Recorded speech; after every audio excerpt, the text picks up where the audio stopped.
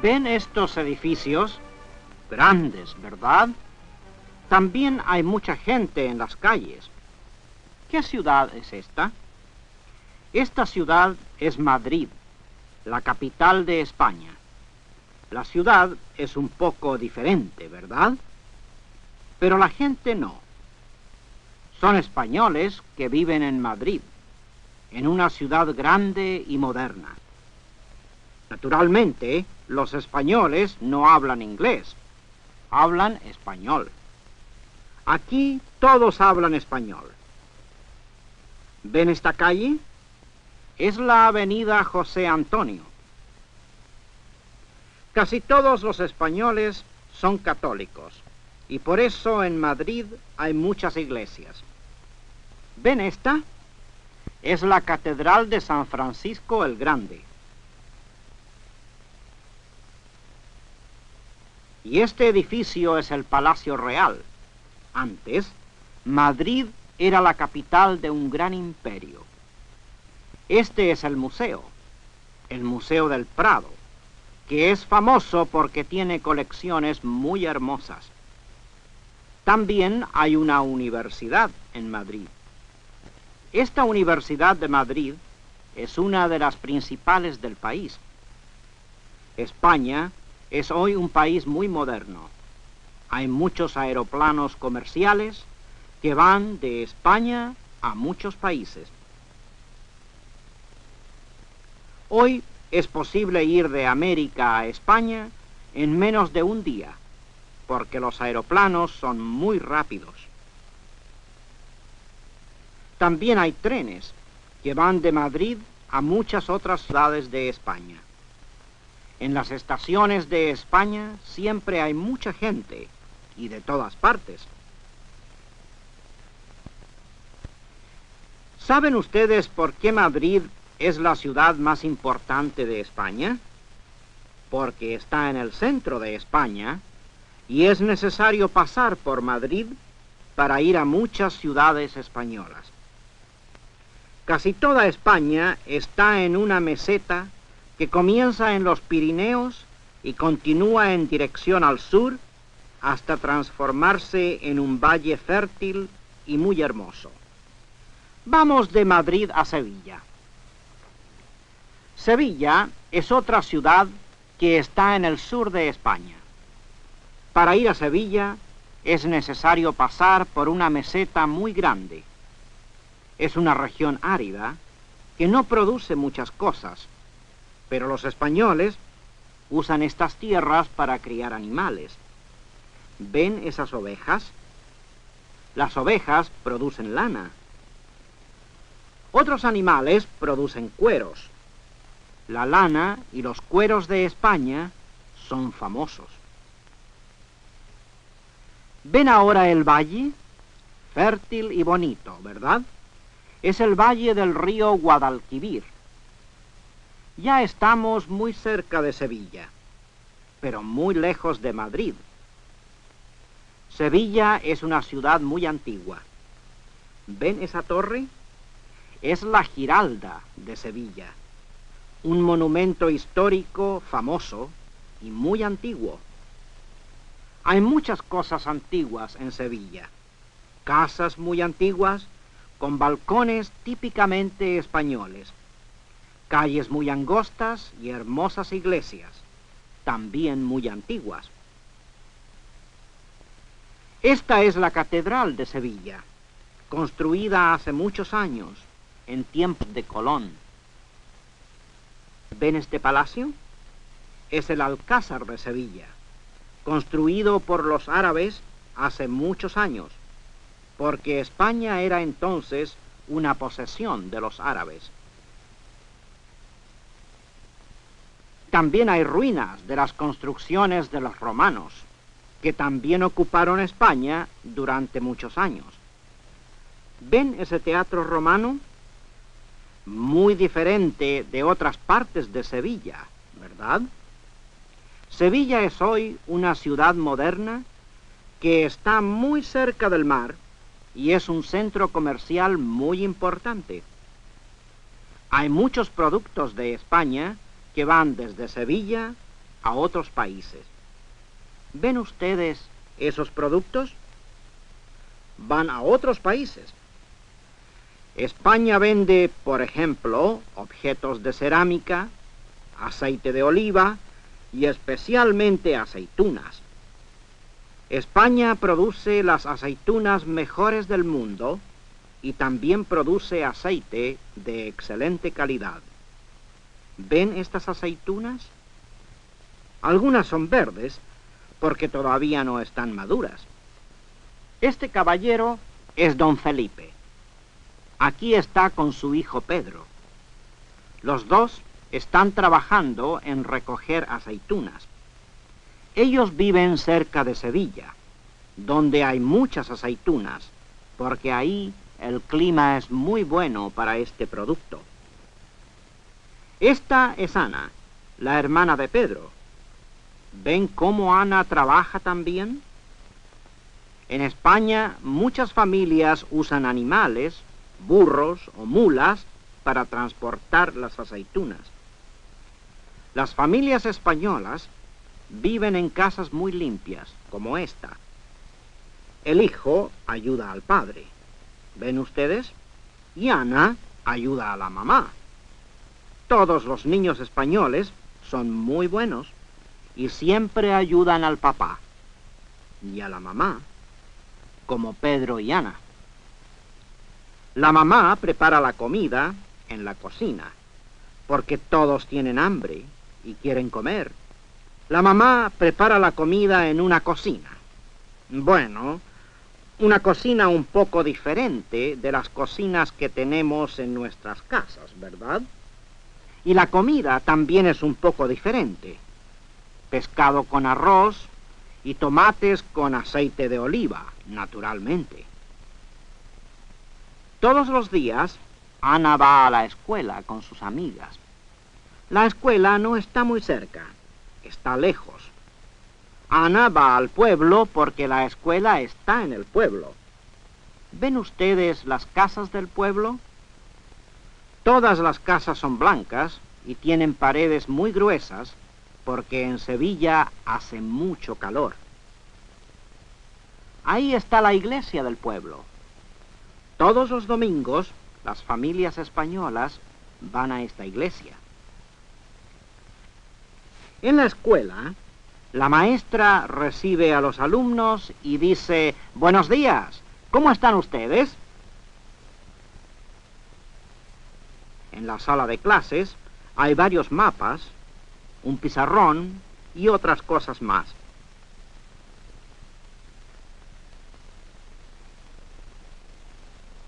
Ana va al pizarrón y debe escribir en español: «El burro anda».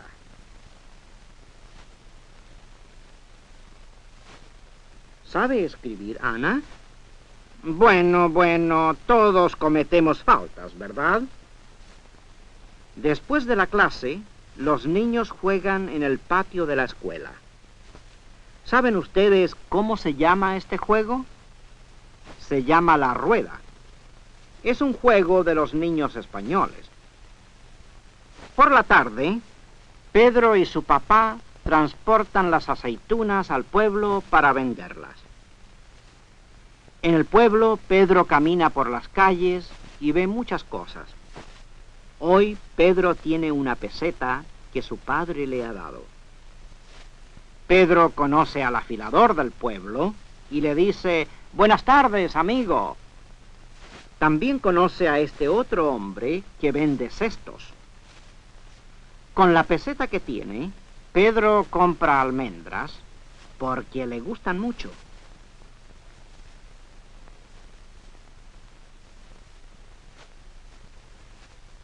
En la calle hay unos músicos.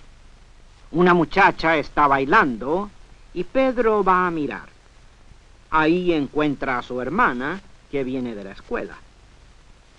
El papá dice que deben volver a casa y los niños se van con él inmediatamente. ¿Y nosotros? ¿Hemos aprendido algo?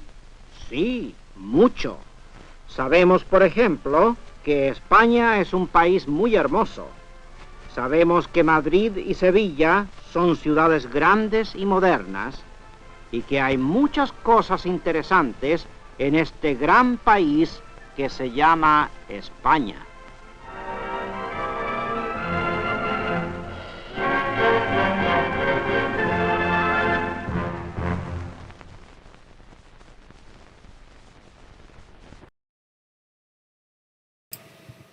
Yeah, that was Spain, Land and People in Spanish. It's one of the things that we've run across in the Coronet batch of 14 pallets of films. Hi, I'm Skip Elsheimer, and welcome to the AV Geeks Lunchtime streaming show, where my hair is kind of going a little nuts. But you're used to it. You've seen it this way all the time. I should just roll with it. I should just put a bunch of product in it, make it all stand up like Eraserhead. Anyways, so we watch old 16mm films, and like I said, that one was from Coronet. This next one is from kind of the other Chicago film company that was massive at the time, Encyclopedia Britannica. There were other Chicago-based educational film companies like Journal Films, but you know, both Coronet and Encyclopedia Britannica were the two big ones, two big studios in the Chicago area. And Journal was actually started by somebody who used to work for Coronet, and there were all these other kind of splinter groups that kind of popped off of that. But here's Electrodynamics featuring that guy who always does narration for early Encyclopedia Britannica films.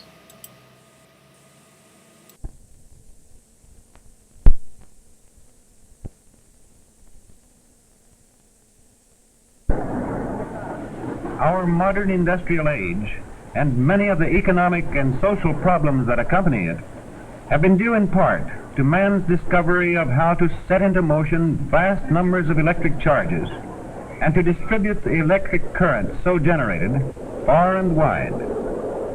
Like many other fundamental discoveries, the discovery of electric current was a chance observation by a professor of anatomy, Luigi Galvani, in the 18th century. Galvani observed a mysterious twitching of a frog's leg that had been hung from a brass hook on an iron fence.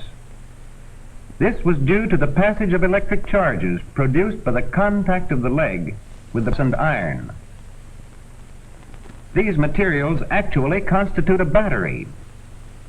In the brass and iron were two dissimilar metals, and they were connected by a moist conductor through which the electric current could pass. What do we mean by electric current? Let us make the hypothesis that an electric current consists merely of the motion of electric charges. First, we should investigate some of the properties of a current. If we send an electric current upward through this rod, we discover that the influence of the current on these north magnetic poles causes the magnets to move clockwise around the rod. On breaking the current, these forces acting on the magnet disappear. On reversing the current, the motion of the magnets is also reversed.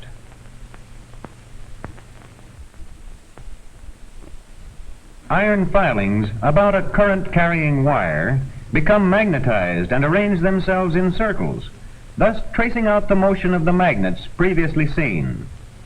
Regions where such forces act on magnets are magnetic fields.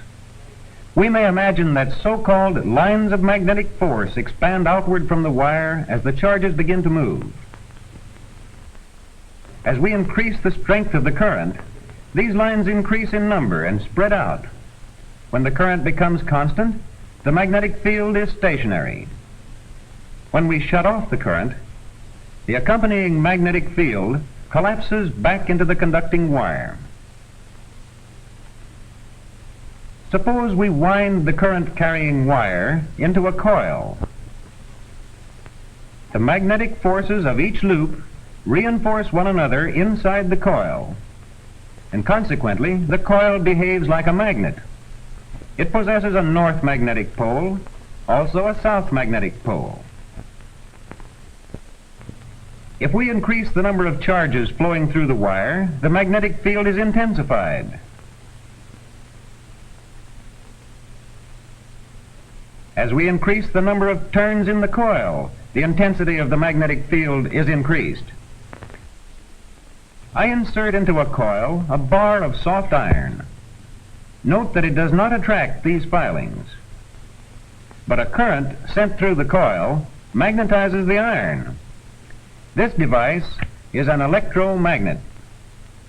The small electromagnets commonly used in doorbells or telephones, and the huge devices such as this illustrate the wide use of electromagnets in industry.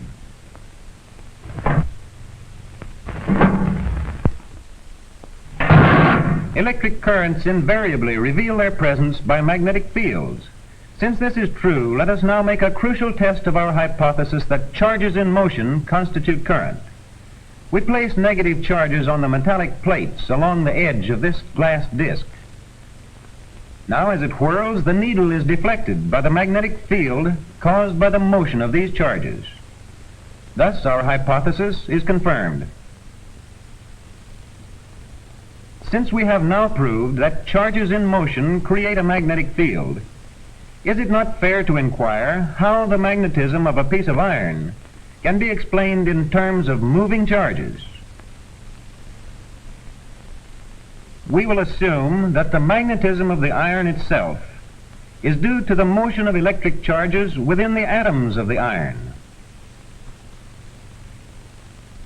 The magnetic field created by the coil orients these atoms so that their tiny magnetic fields are all lined up in the same direction. This iron wire is attracted to a magnet. When its temperature is sufficiently high, the agitation of the atoms in the wire becomes too great for them to maintain alignment. The iron ceases to possess any marked magnetic property. As the wire cools, the magnetic property is recovered. Knowing that electric currents create a magnetic field and move magnets, Faraday first asked the question, can we not, by moving magnets, create electric fields and thus move charges, thereby producing currents? I insert a bar magnet into this coil, which is connected to a galvanometer, a current detecting instrument. The instrument indicates electric current only when the magnet is moving. As the lines of the magnetic field sweep across the loops, they exert a force on the negative charges within the wire and cause these charges to circulate. When the magnet is stationary, these lines are at rest and no charges circulate in the coil. As the magnet is withdrawn, the charges move in the opposite direction. Modern electric generators operate on this same principle. Fixed electromagnets create the magnetic field. The coil is made to rotate. The current produced in the coil changes direction every half revolution, and if picked off as shown, the main line will have an alternating current. By a different pick-off system, it is possible to deliver a current flowing in one direction only. We can induce current without mechanically moving parts by utilizing the magnetic field of a current circulating in this smaller coil, which we will call the primary, to create a current in an adjacent secondary coil. When the switch is closed, a momentary current registers in the secondary coil. When the switch is opened, a current in the reverse direction is indicated. As the magnetic lines of force originating in this primary coil at the left sweep across the loops of the secondary coil, they cause its negative electricity to circulate. While the current in the primary coil is held constant, the lines of force are stationary and have no effect. But when we break the current in the primary coil, the magnetic lines of force collapse and sweep back across the loops in the secondary coil, producing a current in the opposite direction. The amount of current produced in the secondary coil depends upon the total number of magnetic lines cutting its loops in a given time. By starting and stopping the primary current more quickly, the same number of lines will cut the loops of the secondary coil in less time. Consequently, the current is increased.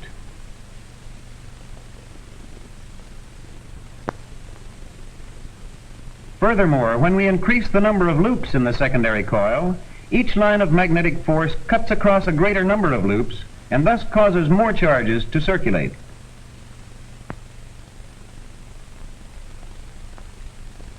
In addition, the insertion of an iron core produces a greater number of magnetic lines in the primary.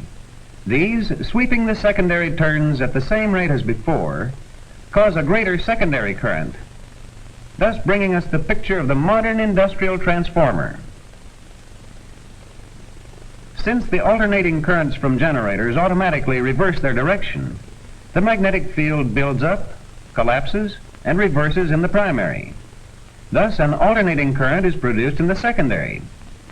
The voltages in the two coils vary directly as the number of their loops. Thus, high voltages that are economical to transmit are reduced to low voltages that are safer and more useful in factories and homes. We have seen that the story of electric current is marked by a number of epochal events.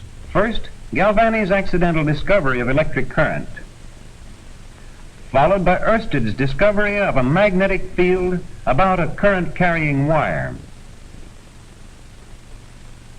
Then, Faraday, suggesting that there should be a complementary effect, was led to the discovery of electromagnetic induction. It was knowledge of these fundamental principles of electrodynamics that has made possible the production and distribution of the enormous quantities of electric current that we employ in this modern age of electricity.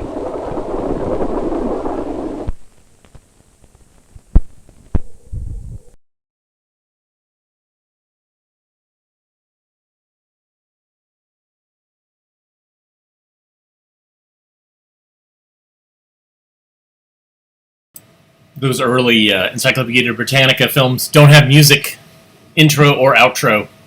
Just kind of gets to the meat of it. Somewhere I have a film that actually shows us what the narrator looks like. He's a nice guy. Let's see if I can hunt that down.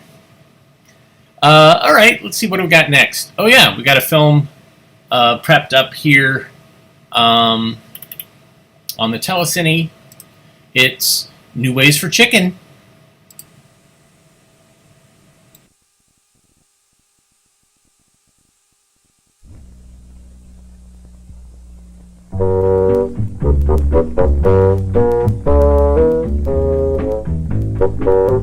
In all the world, there is probably no food that compares with chicken for the exciting variety of ways it can be prepared.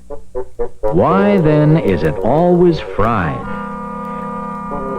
You would think chickens were born with a covering of egg batter.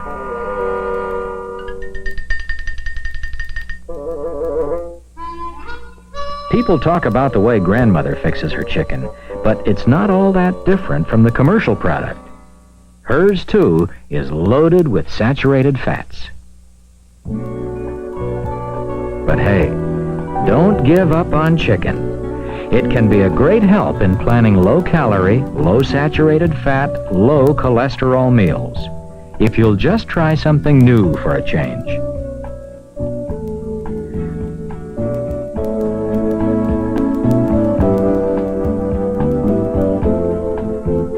A wide variety of choice is available to people shopping for chicken.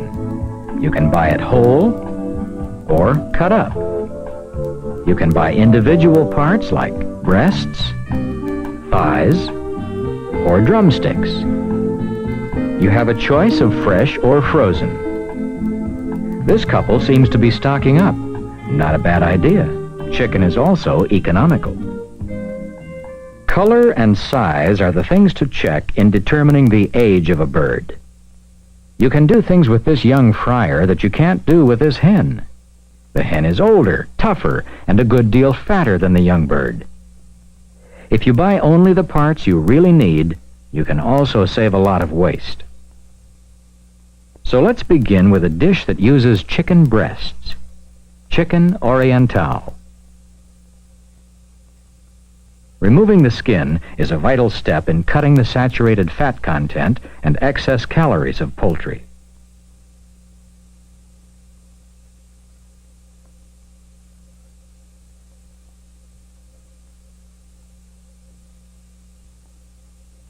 With the skin and bones removed, cut up each half of the breast into 4 pieces and season them to taste.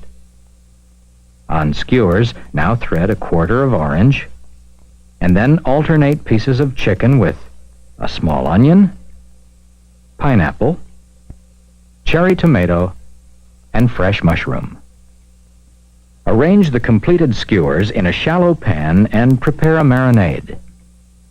This one uses white wine and concentrated apple juice, to which are added polyunsaturated oil and spices. Pour the marinade over the chicken kebabs and be generous about it. When finished, put it into the refrigerator and let it marinate for about an hour. Heat up your backyard grill or your broiler, and barbecued chicken oriental is on the way. Brush on a little marinade every few minutes. While broiling or baking, some provision should always be made for adding polyunsaturated oil or margarine to replenish some of the moisture lost by removing the skin. Turn them frequently as they cook. This tasty, healthful meal uses just 4 chicken breasts to feed 8 persons. You can help the family budget by buying your chickens whole and cutting them up yourself. That's not as difficult as it sounds. Here's a quick professional method. Always use a sharp knife or an electric knife if you have one. Start with the legs, severing the skin next to the body of the bird. Now bend the legs back away from the body to loosen the hip joint. Cut as close as possible to the backbone.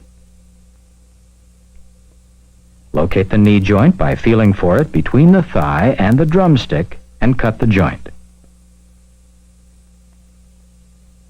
Start your cut on the wing with the bird on its back. Work down and around the joint. Now separate the breast and back sections.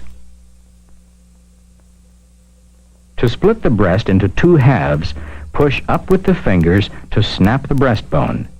It will then cut easily into 2 pieces. Now that we have the parts on hand, let's make an old-fashioned chicken fricassee with dumplings. With careful preparation, you can use a larger roasting chicken for this. Start by putting the chicken parts into the pot and add enough water to cover all the parts. Toss in a half cup of chopped onion, some sliced celery, a medium sliced carrot, peppercorns, 4 whole cloves, and other seasonings to taste. Bring the whole thing to a boil, then cover and let it simmer for a couple of hours or until the chicken is tender. Here's an important step too many home cooks leave out that no chef would ever forget. Removing the fat from the surface of the broth. There will be more fat to remove if you use a hen than with a younger bird. You may want to leave time to chill the broth in refrigeration and remove the fat layer that forms on top. The remaining broth is then strained into a container large enough to hold at least 4 cups. Using the same pot in which you made the broth, now melt 6 tablespoons of polyunsaturated margarine. Stir in 1 teaspoon of basil and 6 tablespoons of flour.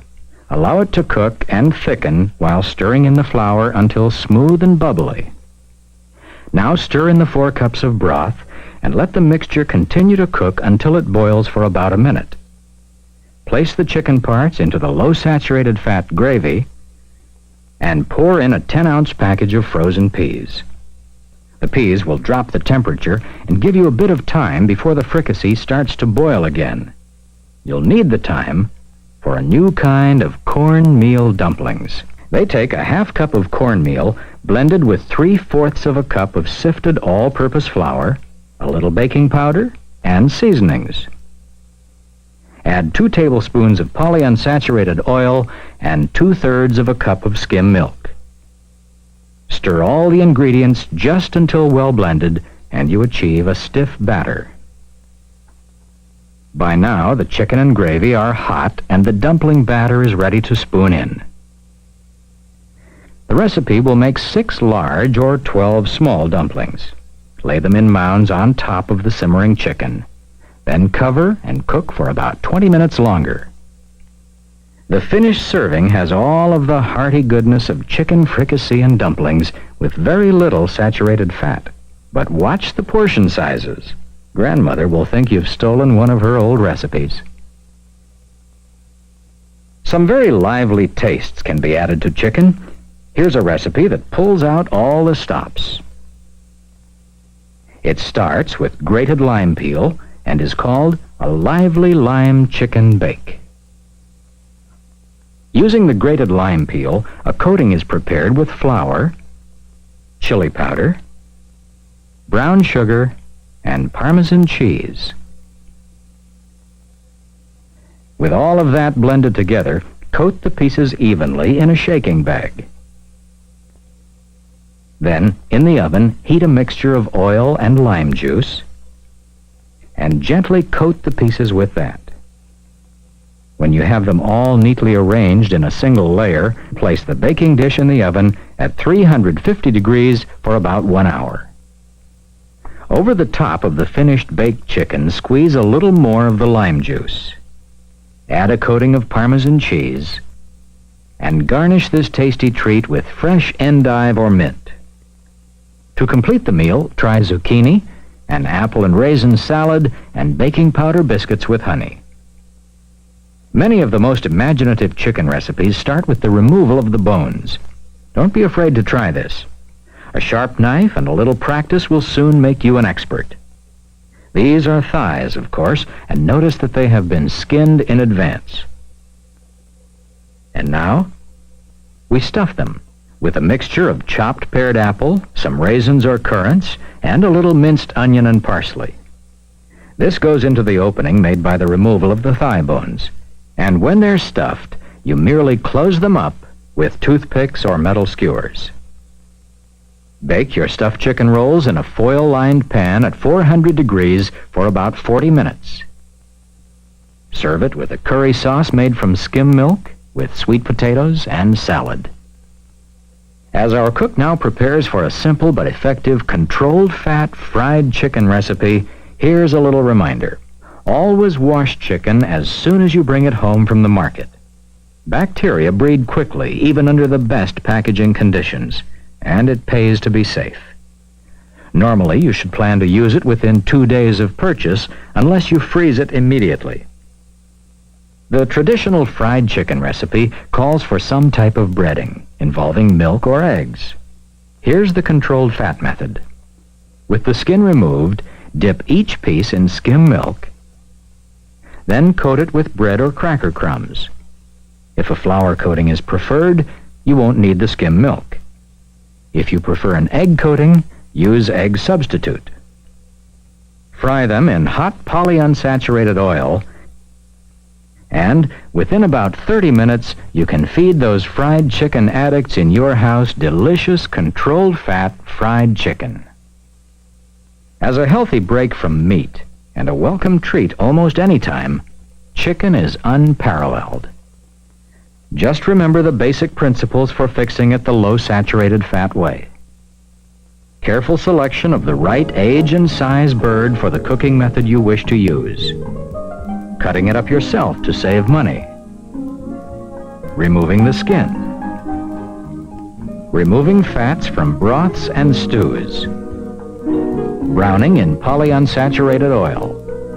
Using coatings and sauces that employ skim milk rather than whole milk. Spices and herbs to replace salt. And the tangy flavors that come from fruit. Put it all together with some imagination and a bit of common sense about portion sizes, and the wonderful world of chicken is yours to enjoy in good health.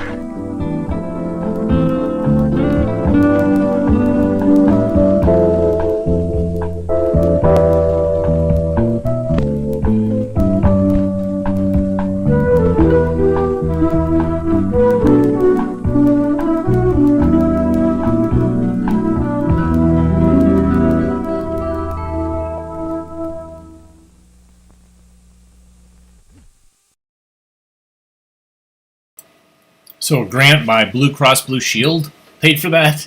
Fascinating. Somebody pointed out that the chicken looked green and the gravy looked green, and that is because of how we're kind of doing color correction on the fly. Basically, one way that we deal with it is this film was very red, and so I brought down the red on the gain and the black levels, and then the gamma I kind of nudged it around. It's the midpoint where the skin is, and then I used the hue to kind of twist it a little bit so people weren't purple. But in doing so, it makes yellows green. And you've seen this in the past when I've showed films about eggs or stop signs or school buses. They turn a little greenish. So that's something, when we do it on the fly, it doesn't look good.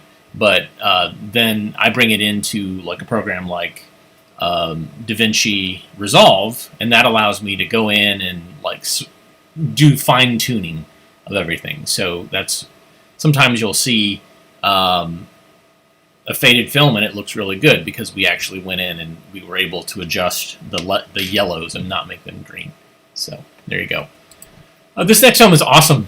I met the filmmaker for this years ago, and this is a great film because it's of a very much of a time, and it talks about identity, specifically for people of color.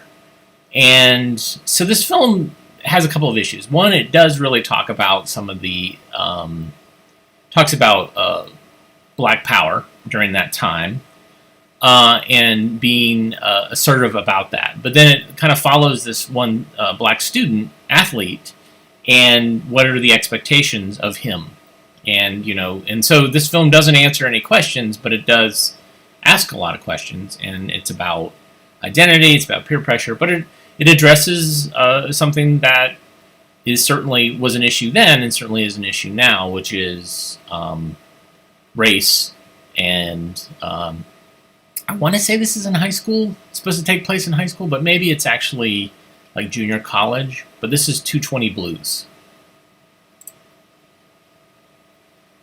You got anything left for the relay? Oh, yeah, I think so. Good, because when I give you that baton, you better tear like a rocket, buddy. Get it to me, Carl. Yeah, do that. Fourth, Jim Taylor of Fairfield. By the way, that time by Sonny Franklin sets a new conference record.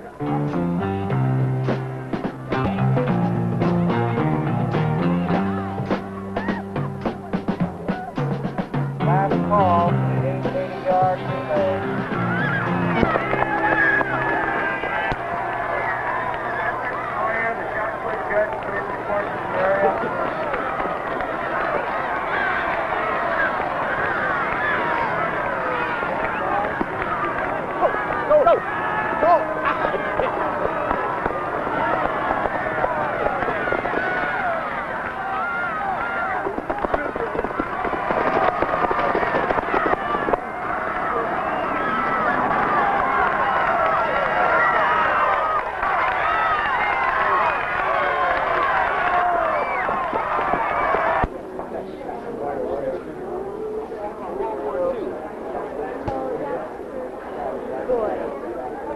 That's my fat bag, you know.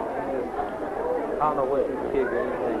Hey, man, how you doing? Fine, man. Find your way around pretty good? Yeah, I make it. Captain. Hey. Good race you guys ran yesterday. Well, you know, it wasn't. So, although the German immigrants in America encountered a good deal of suspicion and some personal distrust, for the most part, they did all right. But it was the Japanese Americans, the Nisi on the West Coast, who suffered the most. They actually were rounded up and sent to concentration camps, internment camps we called them, in California and Idaho. Man, we're aware of all that. We know all about that. At least I do. I know all about the conditions that the Japanese had to face during the war. And in addition to being rounded up and taken to concentration camps, weren't their material possessions and lands confiscated for security reasons? And I know all about the concentration camps of Germany and all the Jews that were fried or gassed. And those are just two of the millions of examples of white racism. That's all. If you're white, you're right. Man, I know all about that because I'm a black man. Larry. I've been a slave and a nigger for you for 400 years. Shining your shoes, cleaning your houses, fighting your wars for you to save your democracy. Your democracy, not mine. Because there's no democracy in this country for black people. Larry. Talk about the terrible, terrible conditions of the concentration camps. Have you ever been inside of a ghetto? But Larry, The same kind of conditions exist there. I'm talking about the Second World War. I mean, your views are very illuminating. Now, I don't know where you were in this class in your previous school, but here, we haven't come to the civil rights movement.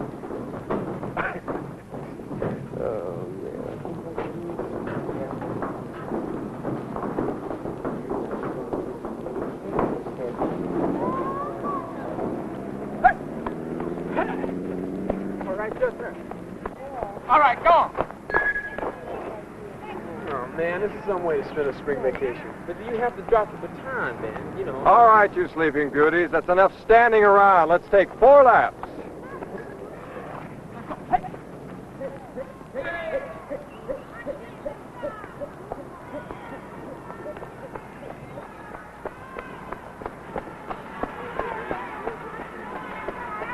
On a day like today, I may not live to see that division meet. Oh, what are you going to have, huh? Well, We're splitting this, remember? for an appetizer, how about a butterscotch, strawberry, eggnog, cherry, banana, Where are you marshmallow? going to stick all that stuff? Hey, what's happening? Yeah, all right. Hey, I'll get the food. Yeah, you take care of this. How you doing, man? Nothing shaking. What you got going for yourself? Not much. What you got on your ankles? Just a little bit of ankle weight, about 5 pounds worth on each side. They, you know, you train with them, your legs are stronger. When you take them off, you're 10 pounds lighter. Yeah, that's pretty good. And you move. Oh, yes, you do. That ain't black shoe polish you got on, is it, man? No, man, what you trying to say? Well, man, I'm a little concerned about you spending so much time with the white boy over there. Well, maybe you you messing with shouldn't your be. brothers. You be messing with your brothers, man. Look, man, we just run track, that's all. Man, I can dig that, but you spend so much time with that white boy, you know, taking a big chance there. No, man, the kid ain't nothing but a friend. You know, we just A run friend, track. We man. just run track. No, a friend, no. Man, you know what a friend is? Man, a friend is a reflection of yourself. Your alter ego, a mirror. Oh, You right. see in your friend things you want to be like. So what you're trying to say is that I want to be white. You said it, man. Look, And whatever reason is there? look, maybe I see something that, maybe I see a good track man. You know, maybe I see somebody that can run I fast. can dig that. Runs pretty good. Yeah, he does. He runs pretty good for himself. Yeah, he does pretty good for You run himself. pretty good for his daddy, don't you? Yeah, you're a good slave. One of you's got to be the master, and one of you's got to be the slave. Now, which one you going to be? Yeah, man, you take it easy.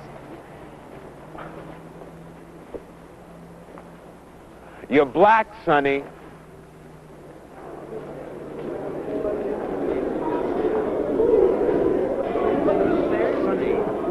This is white America. Mr. Charlie stole it from the Indians and took us from Africa to slave in it for him. And he did the same thing with the Japanese and the Chinese immigrants. It was always the other races, man. Hey, man, I know all the history, you dig it? But all you uptight about is yesterday. Talk about right now. That's what I am. Man, you a deaf, dumb, and blind nigger if you believe the white history books. Yesterday. Man, listen. Yesterday is right now. I'm not talking about something that ended and is not anymore. You look at the Alaskan Eskimos who are losing their lands to oil companies. Now, that's right now. You look at the immigrant farm workers, the grape pickers. You look at your brothers down the street. Ask them about the ghetto landlords and the education they can't get in whitey schools, the jobs they can't get, the food they can't get. Man, you cannot make it in white America. I can't hear you, man, because you don't know what you're talking about. I don't know what I'm talking That's about. right. Look at the guys in sports. What about the guys All in them cats sports? What are they playing putting football, down? basketball, them cats. Oh, no, and they're Man, good the at that, guys ain't doing they? it. Yeah. And they making it. Yeah. And look at me. And I'm you think bad. you're making it because you got yourself white a fine competition? home They may make $25,000, $50,000 a That's year, right. and you'll just be far out. But Whitey, you'll still have most of the black people underfoot, you know? Now, you gotta be aware of what's happening with black people before you can help them. Now, how are you going to help black people if you don't know what they need? Man, you get your degree, you know, and you get your position, whatever that position may be, Whitey is still going to look at you as another nigger, another black man. Now, Whitey's going to be sending you to school, paying your way to have you run. So I can get my architecture. Man, but how are you going to run and get your architecture degree when your classes are going to demand 2 to 3 hours a night on each one of them? Now, look, right now, you got wood shop and metal shop, study halls. You never got a book under your arm, man. Now, how's that going to change when you get in college? I'll have more of a say in the class than what I want You're to not going to have any choice, man, because Whitey's the one who's going to be deciding what you do, get off man. that Whitey kick. Look, man, track is only a spring sport, that's all. Just 3 months out of the year. Man, he'll have you running cross-country fall quarter, working out with the basketball team winter quarter, and then first thing spring quarter, you'll be jumping doing that 220 blues, man. Can you imagine what happens to a black mind that wants to be in a white body and go to white places and do white things? And that mind's going to get all spaced out, all puzzled, won't have any direction or know where he's at compared to anything. I don't want to see that happen to you, man.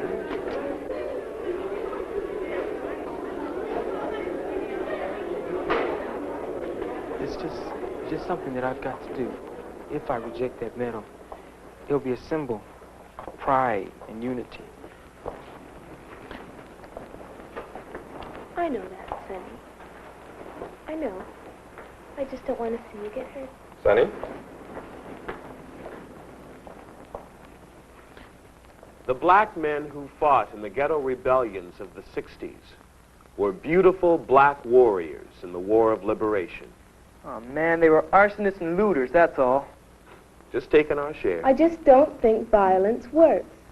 The ones who use guns and Molotov cocktails were only hurting themselves. Diane, I don't believe there should be any peace for any man, anywhere, unless everybody can have it, unless everybody can share it.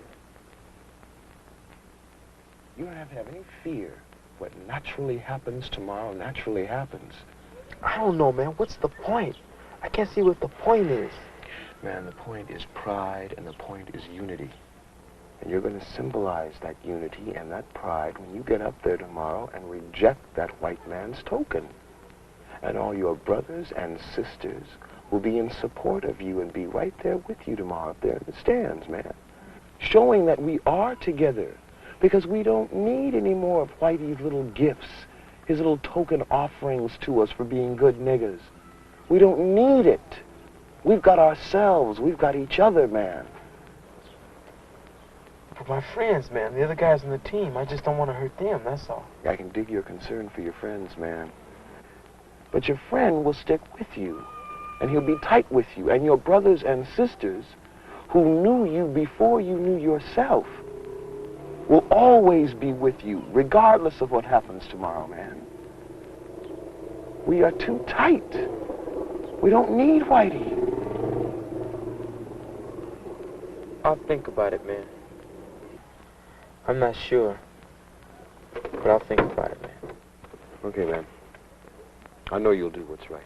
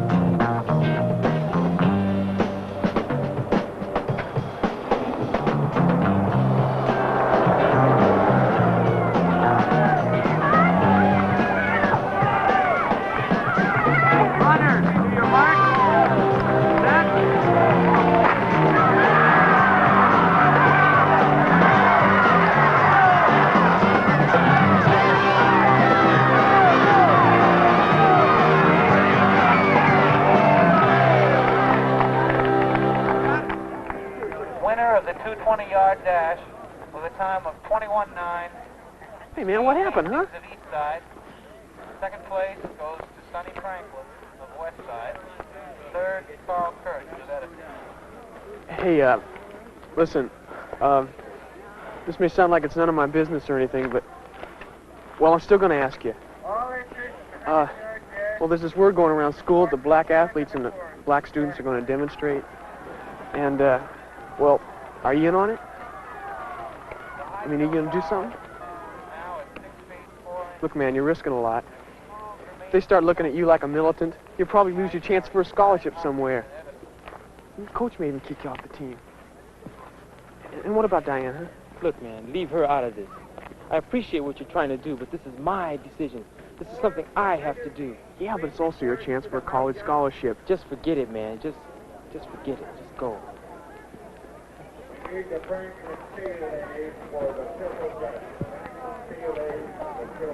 Last call for the 880-yard relay. All participants should report to their positions now. Come on, Sonny, man. Come on, Sonny. In there. You did it once, you can do it again. Yeah. Go. Runner, your mark. Set.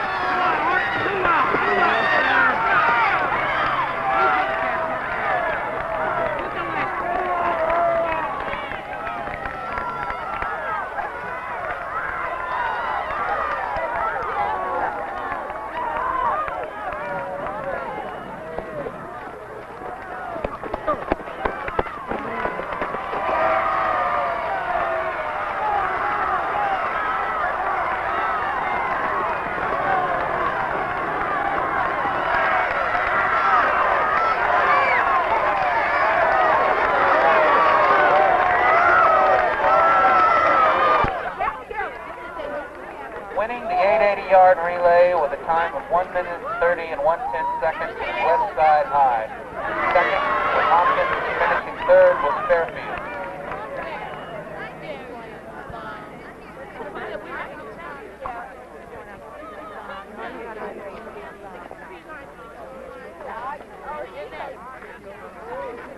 Ladies and gentlemen, West Side High's relay team will now receive division meet first place medals on the winner's platform.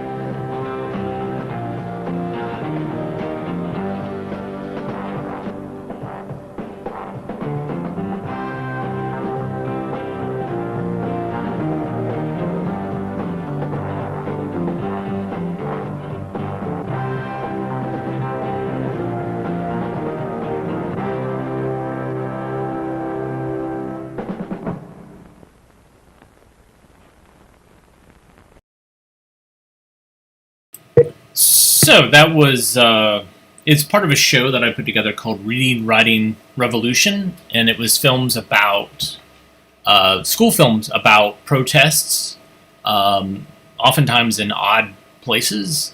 This one obviously wasn't that odd, but, you know, Lunchroom Goes Bananas is about a cafeteria that goes on strike, and specifically it's the food that goes on strike. And so it's, how do you portray what is happening as far as civil disobedience and protests in the late 60s and early 70s to schools and to students. And so it's interesting, this film, I met Ed Linebacher.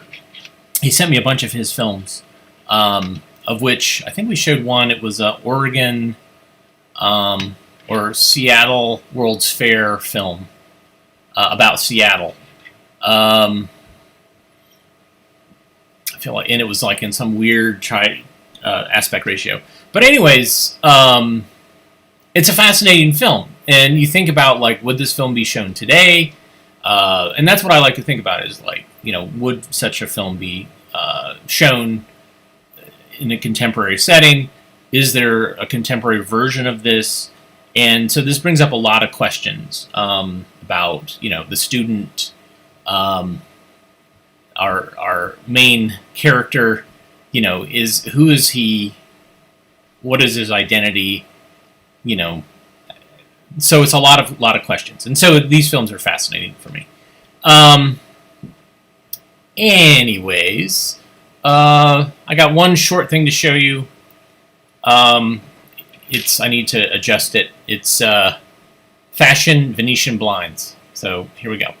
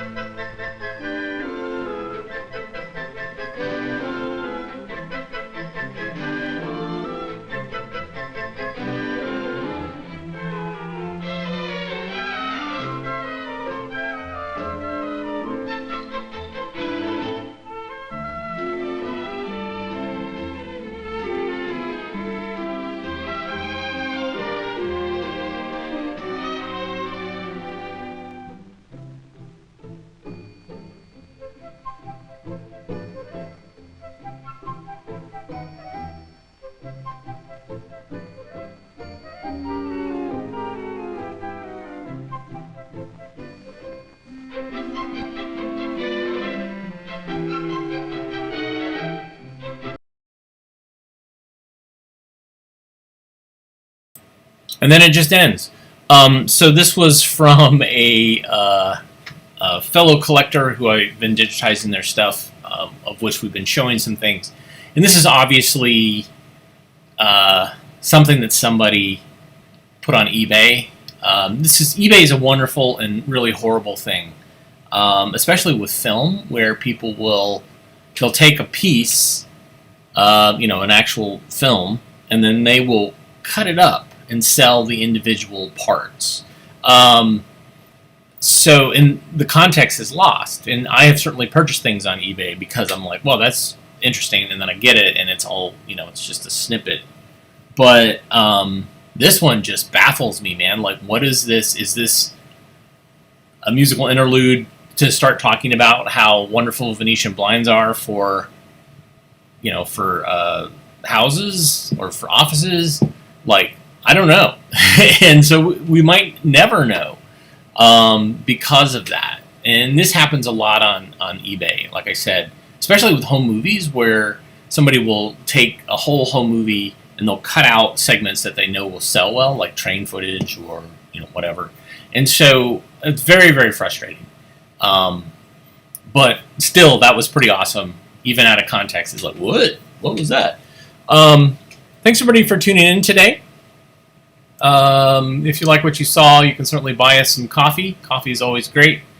You can also hit like or subscribe. You can go to avgeeks.com and learn more about what we do and a bunch of stuff that we've digitized in the past and previous shows. So it's literally thousands of things that are online. So everybody have a good rest of your day. And as always, please rewind and love each other. And we will see you tomorrow on Thursday. Everybody take care.